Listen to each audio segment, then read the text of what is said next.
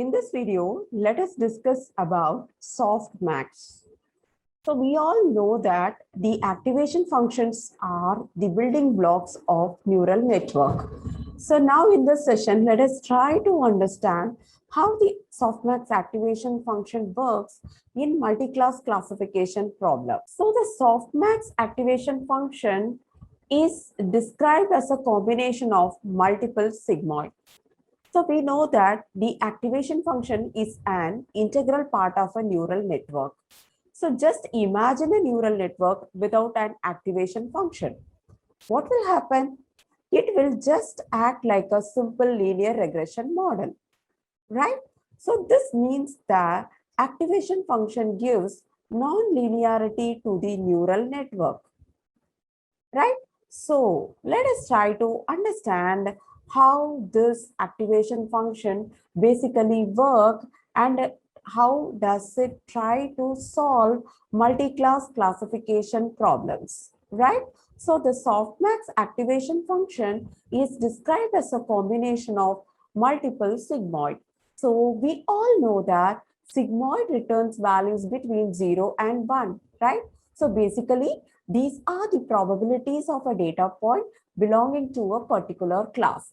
Say, for example, I am making a model to identify whether the person will pass or fail. So for pass, the probability is being 0.78 and for fail, it is being 0.22. So in this case, the probability for pass is being more. So definitely the output is going to be pass, right? So sigmoid is widely used for binary classification problems. So now just think that we have this data set basically. There I have 5 features and out of this 5 feature, okay, so let me tell you that basically I have 5 features x1, x2, x3, x4 and x5 and let me write the target over here, right? So what is this target? So I'm going to write that. So this is some class over here. So I say that it is class 1, class 2, class 2, class 1, class 3, class 3, class 2. Okay, so just I'm showing you some example. So there are 5 input features and this is an output feature. This is basically a target variable. There are 5 independent variables and 1 dependent variable with the 3 classes, class 1, class 2 and class 3, right? So just if we make a simple neural network for this problem, right? If we make a simple neural network for this problem, this is how it will look like, right? So you can see that here we have an input layer x1, x2, x3, x4, x5. So this is basically an input layer with the 5 input neurons, right? And we have 5 features in the data set. Next, we have one hidden layer. So this is basically a hidden layer, right? And here you can see 4 neurons, right? 1, 2, 3, 4. So basically there are 4 neurons. So what is happening here? Each of the neuron uses inputs and here there will be weights also and biases, right? So basically from the output, what will happen over here is we will be getting the probability for class 1, probability for class 2, probability for class 3. Why do I have 3 neurons in the output? Because this is a 3 class classification problem. That is what we have seen, right? Class 1, class 2, class 3. So this is basically the output, right? So here the first neuron of the first layer, if it is represented as Z11 and the second one will be represented as Z12, right? So on all these, actually what we try to do over here, we apply the activation function. So we can use a tanh activation function and then we can send the result to the output layer. So here the most important point what you have to remember is like we have 3 classes in the data set. That is why we had 3 neurons in the output layer. So each output neuron is basically giving me the probability for each class. So whichever is being the maximum probability, actually that class, that data belongs to, right? So now you may be wondering that why we are not, okay. So by the time we may be asking a question in our mind, suppose we have to calculate the Z value using weights and biases of this layer and apply the sigmoid activation function over these values, right? So we all know that sigmoid activation function ranges from 0 to 1, right? So this is how we will be getting output as, right? So here you can see two problems. First, say, for example, we apply a threshold of say 0.5, right? So just think that I'm applying the threshold of 0.5, right? So this network says the input data point belongs to two classes. Secondly, these probability values are independent of each other. That means the probability that the data points belong to class 1 does not take into other account of the other two classes, right? Fine. So the next one is about the activation function. So here, instead of using sigmoid, we will use the softmax activation function in the output layer uh, uh, in the above example, right? So here what will happen?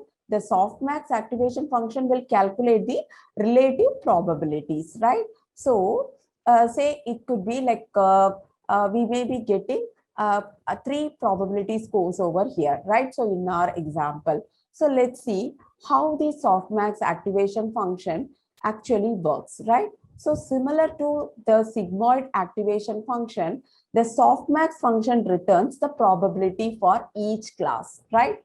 So how does this happen? Softmax is equal to exponential of zi divided by summation of j exponential of zj.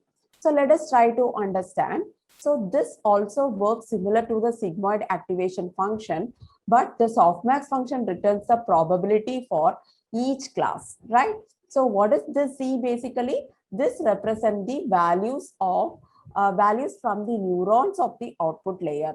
So this exponential acts as the non-linear function. Then what is happening? We are just dividing it by the sum of the exponential values in order to normalize, and then we are converting it into the probabilities, right?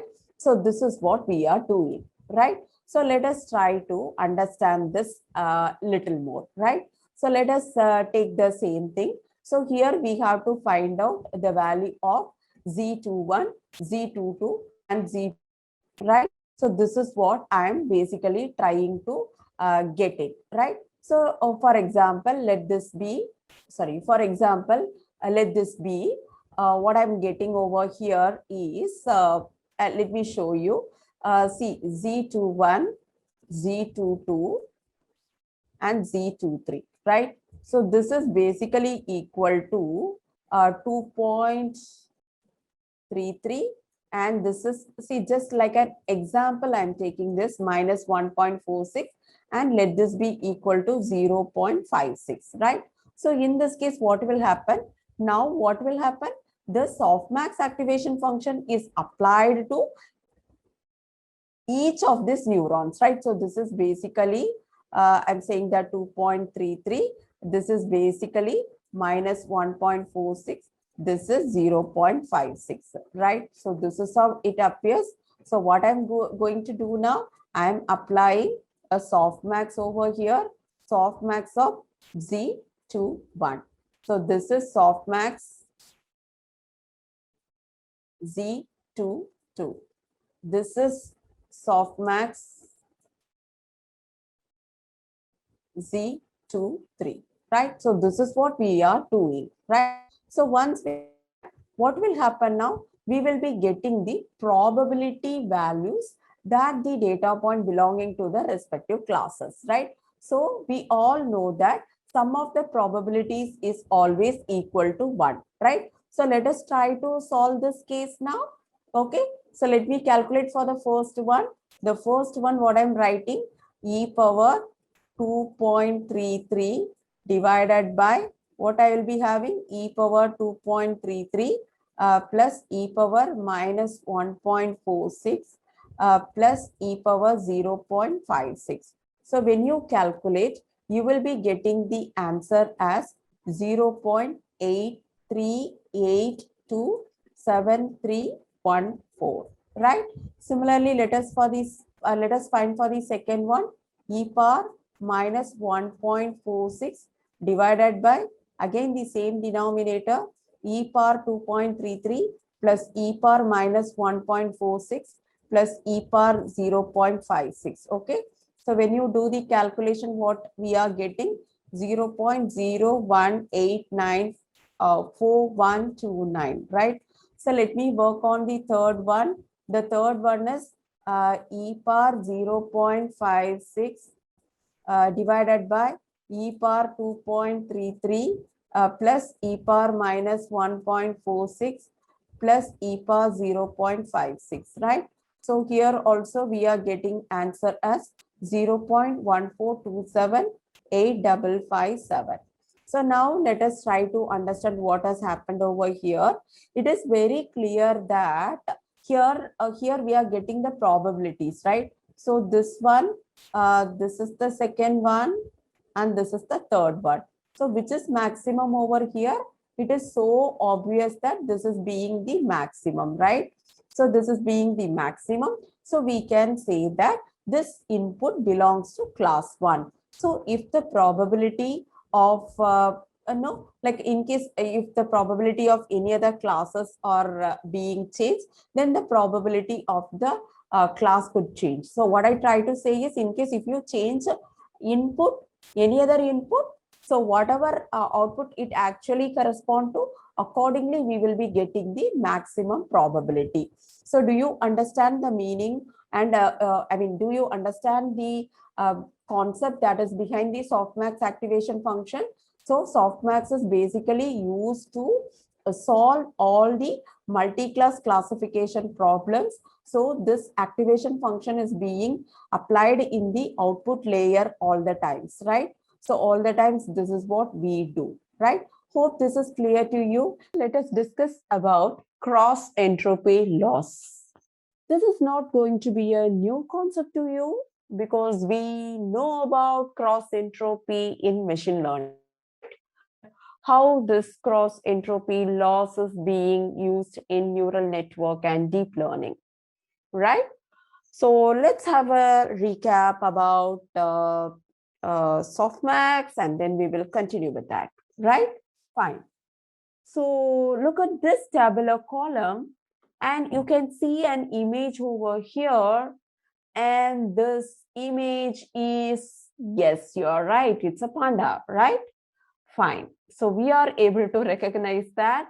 Now we are going to check whether the machine is able to, or whether the model is able to predict the image correctly or not, right? So dog, cat, and panda.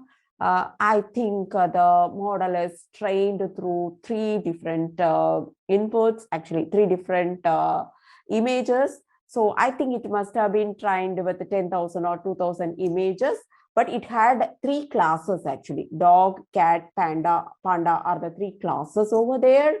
And like the output of the neural network could be like Z1, Z2, C3 is minus 3.44, 1.16, and 3.91, right? Now from this, we cannot get any information. So the softmax is applied on this. And what we will be getting now, we will be, we got these values, we are going to exponentiate these values. When we exponentiate these values, we get these corresponding values. What is the next step? We should find out the normalized probabilities. That is what we have to do in softmax. So 0.0321, let me write that, 0.0321 divided, right? So divided by these three, right? So summation of these three exponential value, right? So what will be the answer now? right? So what do we get now? Just try to get that value. Yes. So in the denominator, you have to add all these unnormalized probabilities. Okay, right? Fine. That is clear, right? Yes. So hope that is clear, right? So you have checked with all the three values and you must have got these three answers, right? Fine. That's very clear. So we got a scoring function and then we converted to unnormalized probabilities, which means we were trying to get the exponential values and then we were trying to normalize the probabilities. Now, what is the next step, right? So the next step is going to be finding the log loss, right? So what is this log loss?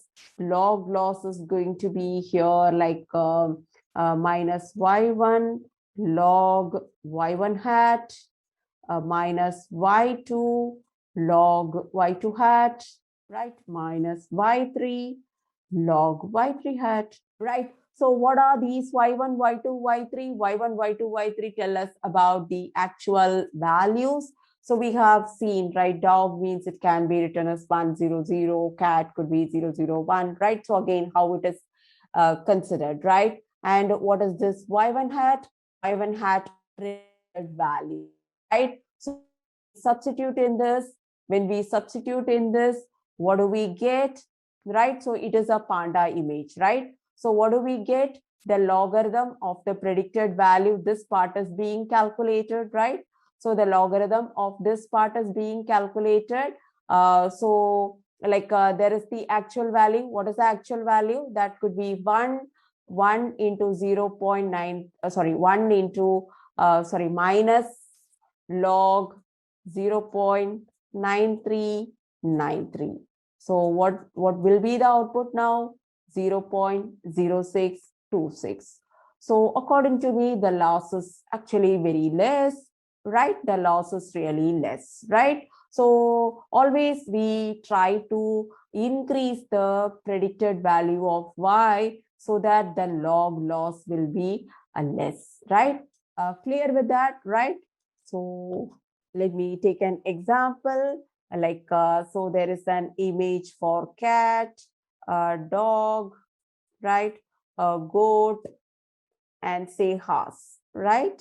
And out of these, what are we getting is like, say, the outputs we are getting it as 4, 3, -1, and 2. So what do we do over here? We find out the probability, exponential for this, exponential. So e power 4, e power 3, e power -1, e power 2. Then we will be doing like e power 4 divided by summation of exponential of all these values, right? Say, for example, we are getting answers like 0.66, say 0.24, 0.0043, right? 0.089, right? So this is what happening, right? So these are the final values, right? So when you apply cross entropy laws, what do we get for this case?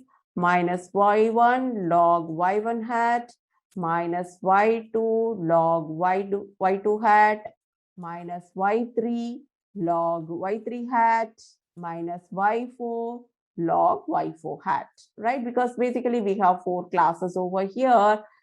Say, for example, we have considered this image, say horse, and when you substitute this over here, what do we get?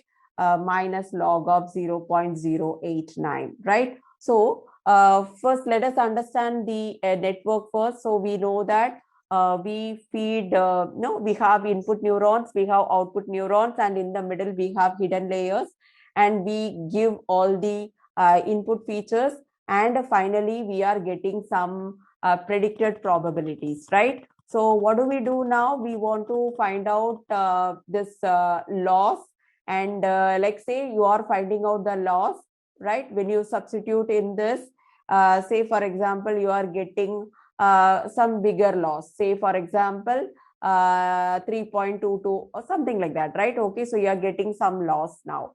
So what do we do now? We back propagate now. We try to update the weights in such a way so that the losses can be minimized. That is what we try to see.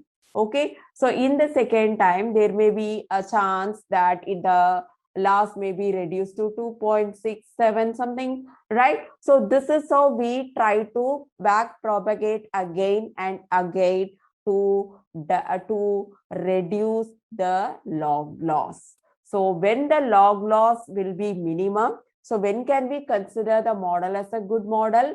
If the log loss is minimum, if it is equal to 0, then we can call it as an ideal model, right? So here, when can we get that log loss as 0? If the predicted value is higher, right? So, right, because we all know that log 1 is equal to 0, right? We all know that, right? Log 1 is always equal to 0. If it is equal to 0, then which says that there is no log loss, right? So this is a brief introduction about cross entropy loss. Hope it is clear to you, right?